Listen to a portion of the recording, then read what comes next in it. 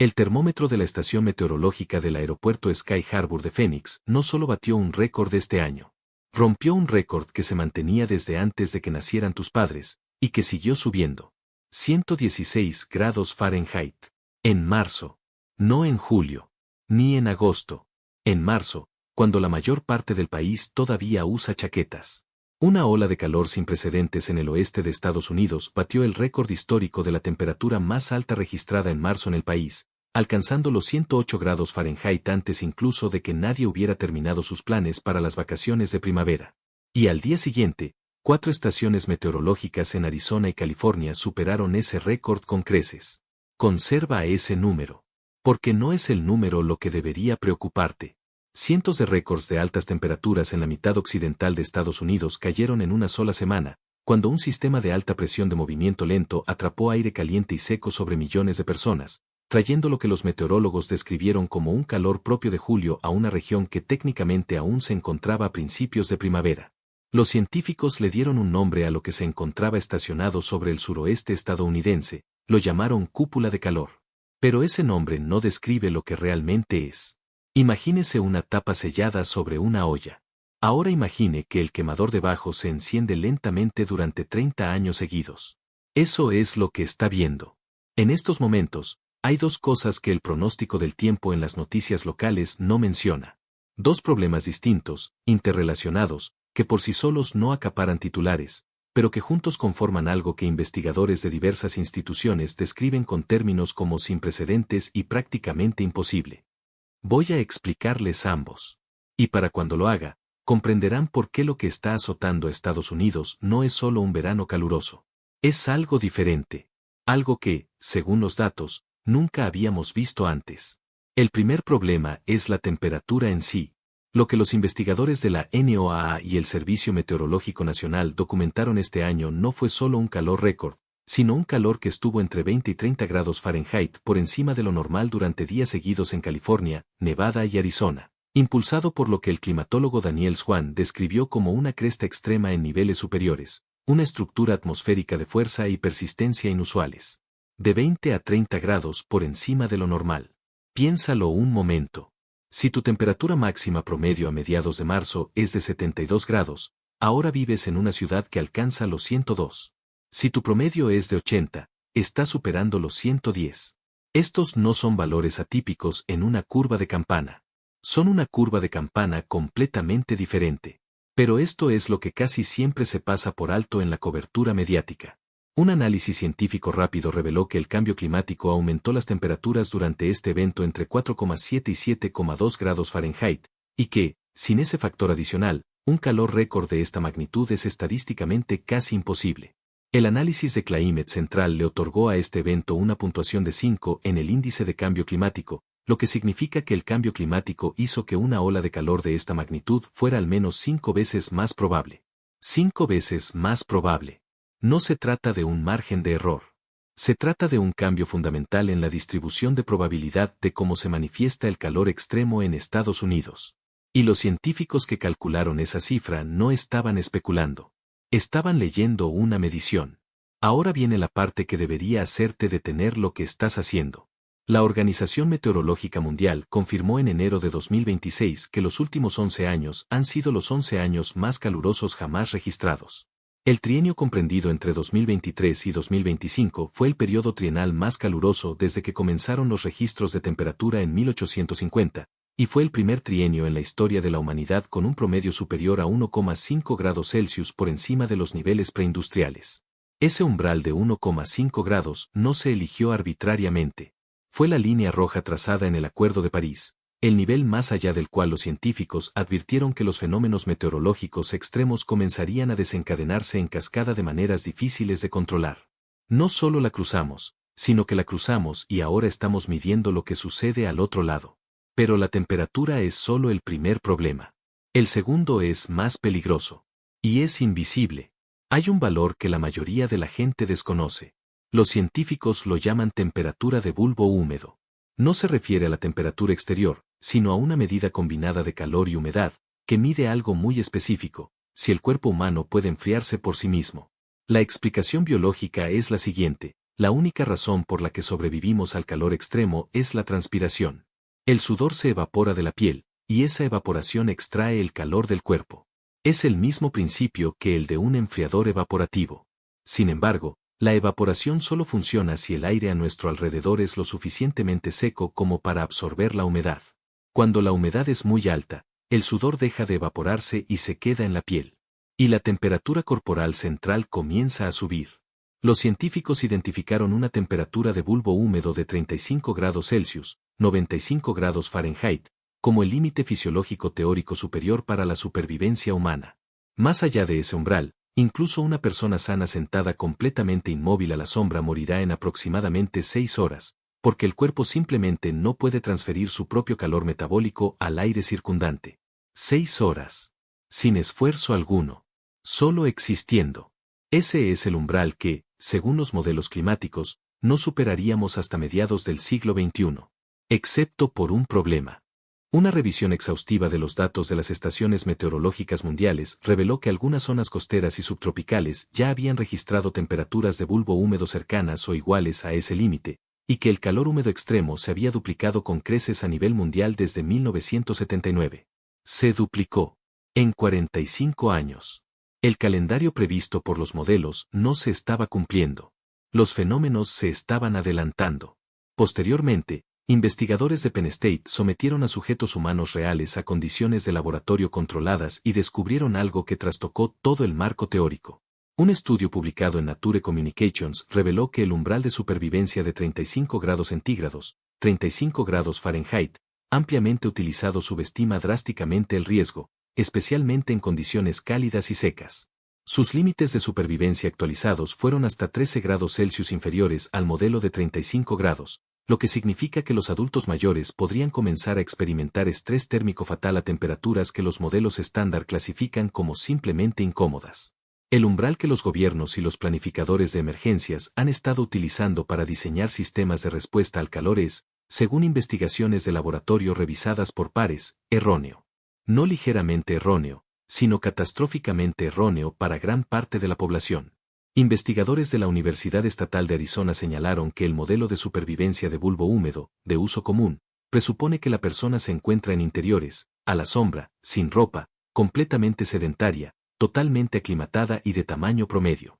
En sus propias palabras, estas suposiciones no se corresponden con la forma en que la humanidad afronta el verano. Nadie permanece completamente inmóvil a la sombra. La gente camina hacia sus coches, espera el autobús, trabaja al aire libre o intenta sacar a sus vecinos mayores de edificios que no se han enfriado desde ayer. Lo cual nos lleva a la tercera capa de este problema. Y esta es la que quita el sueño a los investigadores de infraestructura. Un análisis revisado por pares reveló que, desde 2015, el número de apagones importantes en la red eléctrica de Estados Unidos se ha duplicado con creces, aumentando un 151% entre 2015 y 2021.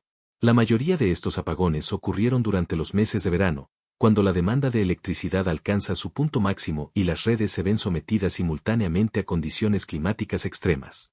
Piénsese en las implicaciones prácticas, justo cuando millones de personas más necesitan aire acondicionado, cuando el calor exterior se acerca a niveles fisiológicamente peligrosos, es también cuando la red tiene mayor probabilidad de fallar. Estos riesgos no son independientes, se potencian mutuamente. Un estudio de 2023 reveló que si un apagón de varios días coincidiera con una ola de calor en Phoenix, casi la mitad de la población necesitaría atención de urgencia por insolación u otras enfermedades relacionadas con el calor, y se estima que 12.800 personas morirían en la ciudad. 12.800 personas. En una sola ciudad. A causa de un único evento combinado. Ese estudio no era una fantasía catastrofista. Era un modelo conservador. Porque no tuvo en cuenta que los hospitales a los que esas 12.800 personas necesitarían llegar también estarían funcionando bajo el calor. Con personal que también se vería afectado. En una ciudad donde las carreteras y los servicios de emergencia también están deteriorados. Ahora bien, tengan en cuenta todo eso, las temperaturas récord, el umbral invisible de temperatura de bulbo húmedo, la vulnerabilidad de la red eléctrica, y añadan una información más que casi ninguna cobertura de esta ola de calor ha mencionado. El calor ya es la forma más letal de clima extremo en Estados Unidos, superando a huracanes, tornados, inundaciones y todas las demás categorías juntas, Se estima que la exposición al calor contribuye a 12.000 muertes al año en las condiciones actuales. 12.000 al año en circunstancias normales. Antes del efecto acumulativo. Antes de las fallas en la red eléctrica. Antes de la realidad demográfica de que el grupo de edad de más rápido crecimiento en este país, los adultos mayores de 65 años, es también el grupo con el margen fisiológico más estrecho para sobrevivir al calor. Lo que están presenciando este verano no es un simple repunte de calor. No se trata de un pico en una gráfica que se normalizará. Lo que está ocurriendo es la convergencia de varios sistemas, atmosféricos, biológicos y de infraestructura, que se mueven simultáneamente en la misma dirección. Y las directrices oficiales, los protocolos de respuesta ante emergencias y los umbrales de salud pública diseñados para protegerlos se basan en cifras que, según los últimos estudios científicos, son demasiado optimistas. En la segunda parte de este video, les mostraré exactamente cómo se ve esto en la práctica. ¿Qué sucede fisiológicamente cuando el cuerpo entra en estado de emergencia por calor? Porque las ciudades que creen estar preparadas no lo están. ¿Y qué sugieren los datos de los últimos 12 meses sobre hacia dónde se dirige realmente este verano, incluyendo una proyección que un científico climático publicó a principios de 2026 y que no ha recibido ni un solo titular en los medios de comunicación tradicionales? Quédate conmigo, porque lo que de verdad importa es lo que viene a continuación. Hay un momento que los médicos de urgencias de Phoenix describen con casi las mismas palabras, independientemente del verano al que se refieran. Llega un paciente. Está desorientado. No letárgico, sino desorientado. No sabe qué día es. No puede seguir una conversación. Su piel está caliente y seca en lugar de húmeda. Y el médico de guardia ya sabe, antes de que el termómetro marque la temperatura, a qué se enfrenta. Porque para cuando el cuerpo humano deja de sudar con el calor extremo, el proceso interno que lo mata ya está en marcha. Aquí está la explicación biológica, y quiero que se queden con esto porque es más importante que cualquier número de temperatura que les vaya a dar. Tu temperatura corporal central en condiciones normales ronda los 37 grados Celsius, 98.6 grados Fahrenheit. Tu cerebro, tu corazón, tus riñones, todos los órganos principales de tu cuerpo, están calibrados para funcionar dentro de un margen de aproximadamente 2 grados de esa cifra. Cuando el calor y la humedad externos impiden que el sudor se evapore, tu temperatura central comienza a elevarse. A los 38 grados Celsius, 100 grados Fahrenheit, te sientes mal. A los 40 grados Celsius, 103 grados Fahrenheit, la función cognitiva comienza a deteriorarse, el tiempo de reacción se ralentiza, el juicio se nubla y la toma de decisiones se vuelve poco fiable. A los 40 grados Celsius, 104 grados Fahrenheit, se alcanza el umbral clínico para el golpe de calor. A los 41 grados Celsius, 106 grados Fahrenheit, las células de tu cerebro comienzan a morir. Entre los 41 y los 42 grados Celsius, 107 y 108 grados Fahrenheit, múltiples sistemas orgánicos comienzan a fallar simultáneamente. Los riñones dejan de funcionar primero, luego el hígado, después se rompe la coagulación y la sangre deja de coagularse correctamente. Este no es un proceso lento. En condiciones que superan el umbral de supervivencia de bulbo húmedo, toda esta cascada, desde la normalidad hasta la insuficiencia orgánica, puede completarse en menos de 2 horas en un adulto mayor. Los investigadores han observado que, a temperaturas de bulbo húmedo suficientemente altas, cercanas a los 35 grados Celsius, 95 grados Fahrenheit, la supervivencia se vuelve imposible sin aire acondicionado y la electricidad necesaria para alimentarlo. Los ventiladores y la sombra por sí solos son insuficientes porque el factor limitante no es la luz solar, sino que el aire mismo está demasiado saturado para absorber la humedad de la piel. Léelo de nuevo. Los ventiladores no funcionan. La sombra no funciona. Lo único que separa a gran parte de la población estadounidense de la cascada fisiológica que acabo de describir es un enchufe y un suministro eléctrico ininterrumpido. Lo cual nos lleva de nuevo al problema con el que terminamos la parte 1, y a por qué estos dos hechos, en conjunto, conforman algo que ningún reportaje ha presentado de forma que permita apreciar el panorama completo. Porque esto es lo que muestran realmente los datos de infraestructura. La ola de calor de 2021 en el noroeste del Pacífico, la que azotó Oregón y Washington con temperaturas que batieron récords por más de 10 grados, provocó fallas en la red eléctrica que dejaron sin luz a decenas de miles de clientes y causó al menos 600 muertes adicionales y más de 3.500 visitas a urgencias por insolación. 600 personas. En una región que la mayoría de los estadounidenses asocia con un clima templado y lluvioso. Una región con abetos de Douglas, niebla matutina y temperaturas que históricamente nunca superaban los 27 grados. 600 personas murieron porque el calor superó la capacidad de sus hogares, sus cuerpos y su infraestructura para soportarlo. Ahora imaginemos ese evento en una ciudad que sí espera altas temperaturas. Parece contradictorio, si Phoenix está diseñada para el calor, ¿no debería ser más resistente? Y es precisamente aquí donde falla la suposición. Porque Phoenix no está diseñada para soportar 46 grados Celsius con la red eléctrica funcionando a máxima capacidad durante 3 semanas consecutivas. Está diseñada para 42 grados Celsius. El margen entre la capacidad de diseño y la demanda real es donde se producen las muertes, y ese margen se ha ido reduciendo año tras año. Un análisis de 2024 que clasificaba los condados según la vulnerabilidad de su red eléctrica, basándose en una década de datos de cortes de energía, clasificó a los condados de Los Ángeles, Riverside, San Bernardino y Houston como de riesgo extremo para la red eléctrica. Esto significa que presentan la mayor frecuencia histórica de cortes de energía y las poblaciones más grandes que dependen de esa red para sobrevivir durante las olas de calor. Los Ángeles, Houston y San Bernardino no son comunidades remotas con infraestructura rural obsoleta. Son grandes centros metropolitanos con decenas de millones de habitantes, y presentan la calificación de riesgo compuesto más alta del país precisamente para el escenario que estamos presenciando. Pero la vulnerabilidad no se distribuye de manera uniforme dentro de esas ciudades. Y esta es la parte que las estadísticas agregadas ocultan. Cuando se producen fallos en la red eléctrica durante olas de calor, el suministro no se interrumpe de forma uniforme en toda la ciudad. Se produce en zonas específicas, barrios antiguos con infraestructuras de distribución obsoletas, áreas con una mayor demanda energética per cápita debido a viviendas antiguas, y distritos de bajos ingresos donde no existen sistemas de refrigeración subterránea y donde los edificios retienen el calor en lugar de liberarlo. La población de estas zonas es mayoritariamente anciana, sin hogar y trabaja en empleos que requieren esfuerzo físico al aire libre durante las horas más calurosas del día. Además, según los estudios sobre umbrales de temperatura de bulbo húmedo, constituyen la población con el margen de supervivencia fisiológica más estrecho. La exposición al calor ya contribuye a unas 12.000 muertes anuales en Estados Unidos en condiciones normales, una cifra que supera a la de cualquier otro fenómeno meteorológico extremo, y se prevé que el calentamiento global incremente sustancialmente esta cifra para mediados de siglo, independientemente de cualquier agravante derivado de fallos en la red eléctrica. Esa cifra de 12.000 es la mínima. Es el número de fallecidos sin el apagón, sin el agravante, sin la duración de 3 semanas en lugar de 3 días. Y ya es superior a la de cualquier temporada de huracanes, tornados o inundaciones de los últimos tiempos. Ahora bien, aquí es donde los datos de 2026 introducen algo que pasó casi completamente desapercibido.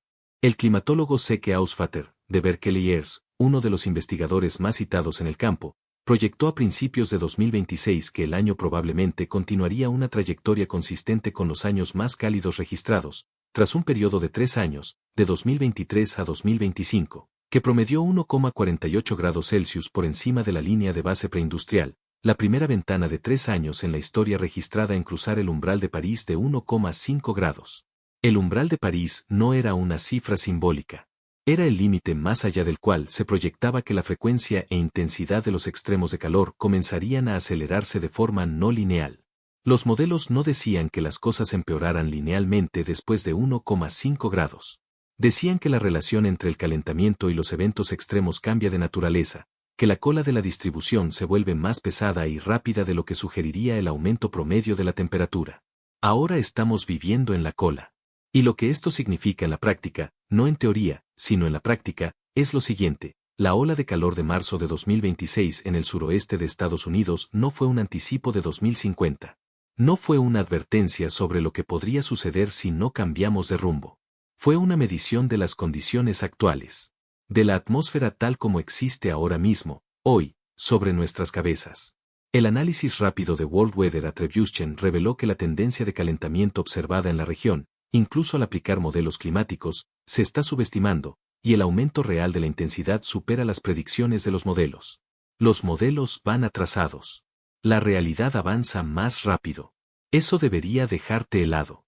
Porque cada plan de respuesta ante emergencias, cada plan de capacidad de la red eléctrica, cada umbral de calor para la salud pública en Estados Unidos se diseñó en torno a un modelo que predecía la rapidez con la que cambiarían las cosas. Y la realidad está superando al modelo. Hay un detalle de la temporada de calor europea de 2025 que quiero presentarles aquí, porque ilustra algo que casi no ha recibido atención en la cobertura estadounidense de los episodios de calor en el país. Durante las olas de calor europeas de 2025, cuando las temperaturas en todo el continente alcanzaron niveles récord, un reactor de la central nuclear de Golfech, en Francia, tuvo que cerrar porque la temperatura del agua del río era demasiado alta para su uso en refrigeración. Además, las centrales nucleares de Blayais y Bugey se vieron obligadas a reducir su producción porque los ríos que abastecían sus sistemas de refrigeración estaban más calientes de lo permitido. Presten atención. El calor extremo no solo sobrecarga la red eléctrica al aumentar la demanda, sino que también puede inutilizar físicamente la infraestructura de generación de energía al eliminar el agua fría que las centrales eléctricas, de carbón, gas y nucleares, necesitan para funcionar. Ataca ambos lados de la ecuación simultáneamente. La demanda aumenta, la oferta disminuye, y la diferencia entre ambas se mide en horas de apagón y en número de víctimas. Estados Unidos opera más de 90 reactores nucleares comerciales. La mayoría utiliza agua de río o lago para la refrigeración. Estas fuentes de agua se están calentando. Esto no es una proyección, sino una medición. El umbral a partir del cual una central debe reducir su producción o cerrar está fijado por su licencia de operación. La temperatura del agua que la alimenta aumenta cada década. Nadie relaciona estos dos hechos en el debate público sobre el calor del verano y la fiabilidad de la red eléctrica. Ahora hablemos de qué se hace realmente con todo esto. Porque la respuesta honesta, la que respalda la ciencia, no es el pánico. El pánico no es una estrategia de preparación. Lo que respaldan los datos es un tipo específico de reajuste. Un reconocimiento de que los marcos de referencia que se nos han dado para pensar en el calor del verano, las alertas del índice de calor, las recomendaciones de mantenerse hidratado, las pautas para beber agua y estar pendientes de los vecinos, fueron diseñados para un clima diferente al que ahora se mide en los datos. Fueron diseñados para el clima de 1995, no para el clima de 2026. La primera recalibración se refiere a la temperatura de bulbo húmedo, no a la temperatura del aire. La aplicación del tiempo de tu teléfono te muestra la temperatura del aire, pero no la de bulbo húmedo. Tampoco te indica si, con la combinación de humedad y calor pronosticada para tu código postal, tu cuerpo puede regular su temperatura. Investigaciones de laboratorio con sujetos humanos reales demostraron que las personas no pueden termorregular eficazmente a temperaturas de bulbo húmedo significativamente inferiores al umbral teórico de 35 grados, siendo el límite funcional real para individuos no aclimatados considerablemente menor. Esto significa que las personas alcanzan un peligro fisiológico en condiciones que las alertas oficiales por calor aún clasifican como manejables. El sistema de alerta está calibrado a un umbral que el cuerpo humano supera antes de que se active la advertencia. La segunda recalibración se refiere a la duración. Las olas de calor que duran 3 días son superables con preparación. Las olas de calor que duran de 12 a 18 días, como la que se produjo en el suroeste en 2026, constituyen una categoría de emergencia diferente. Esto se debe a que el cuerpo humano no se recupera completamente del estrés por calor de la noche a la mañana, como lo hace tras una sola tarde calurosa. La carga fisiológica acumulativa se incrementa a lo largo de un evento de varias semanas.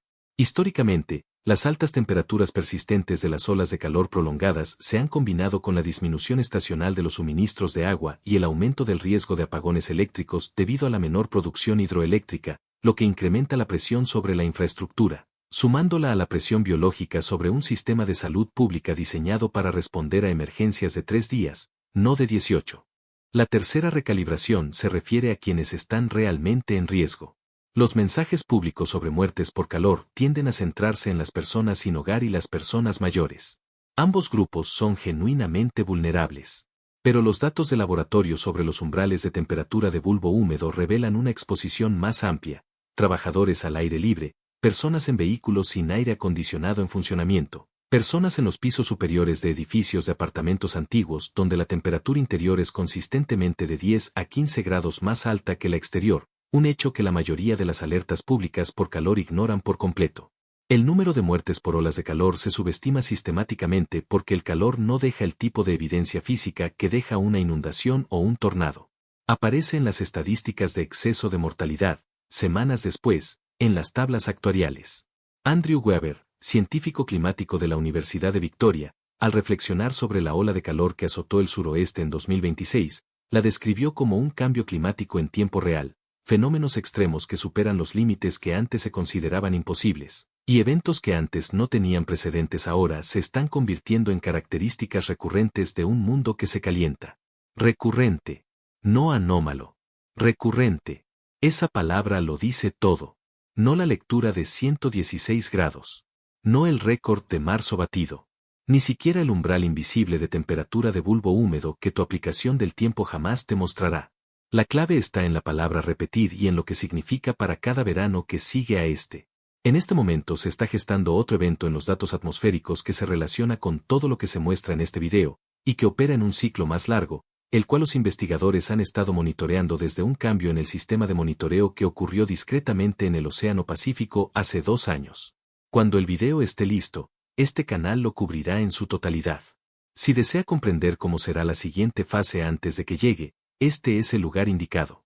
Porque lo que acabas de ver no es la imagen completa. Es solo la primera capa.